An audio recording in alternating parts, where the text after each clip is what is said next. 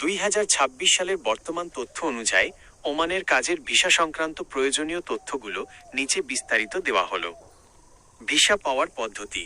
ওমানের কাজের ভিসা সাধারণত স্পন্সরশিপ বা নিয়োগকর্তার মাধ্যমে পাওয়া যায়।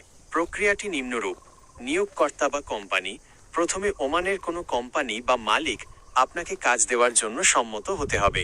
Labour permit. আপনার নিয়োগকর্তা ওমানের শ্রম মন্ত্রণালয় থেকে আপনার জন্য একটি লেবার পারমিট সংগ্রহ করবেন। পুলিশ ক্লিয়ারেন্স ও মেডিকেল। বাংলাদেশ থেকে গমনেচ্ছুদের জন্য পুলিশ ক্লিয়ারেন্স সার্টিফিকেট এবং নির্দিষ্ট মেডিকেল সেন্টার থেকে স্বাস্থ্য পরীক্ষার রিপোর্ট প্রয়োজন হয়। Visa stumping. সব কাগজপত্র ঠিক থাকলে ওমান রয়্যাল পুলিশ ROP আপনার ভিসা ইস্যু করবে। 2. ভিসা পেতে খরচ। ভিসার খরচ কাজের ধরন এবং আপনি কোনো এজেন্সির মাধ্যমে যাচ্ছেন কি না তার ওপর নির্ভর করে ভিন্ন হয়। সরকারি ফি। ওমান সরকারের নির্ধারিত কাজের ভিসার ফি সাধারণত 20 ওমানি রিয়াল, প্রায় 6,000 - 6,500 টাকা। মোট খরচ। তবে বাংলাদেশ থেকে রিক্রুটিং এজেন্সি, মেডিকেল, বিমান টিকিট এবং অন্যান্য সার্ভিস চার্জ মিলিয়ে মোট খরচ সাধারণত 3 লক্ষ থেকে 5 লাখ টাকা পর্যন্ত হতে পারে।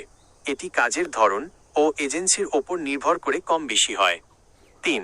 বয়স সীমা। ওমানে কাজের ভিসার জন্য নির্দিষ্ট বয়স সীমা রয়েছে। সর্বনিম্ন বয়স 21 বছর। সর্বোচ্চ বয়স সাধারণত 60 বছর পর্যন্ত। তবে সাধারণ শ্রমিক বা লেবার ক্যাটাগরির জন্য 18 বছরের নিচে কাউকে ভিসা দেওয়া হয় না। 4. বেতন কত। ওমানে বেতন নির্ভর করে আপনার দক্ষতা এবং আপনি কোনো পেশায় যাচ্ছেন তার ওপর। কাজের ধরন।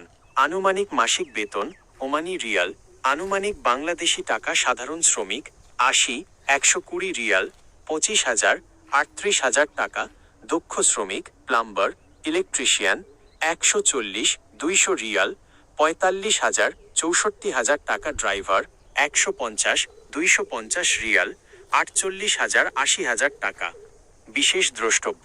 বর্তমানে বাংলাদেশিদের জন্য ওমানের কিছু ক্যাটাগরির ভিসা মাঝে মাঝে বন্ধ বা সীমিত থাকে। তাই আবেদন করার আগে বিশ্বস্ত রিক্রুটিং এজেন্সি বা ওমান দূতাবাসের মাধ্যমে বর্তমান অবস্থা যাচাই করে নেওয়া বুদ্ধিমানের কাজ হবে।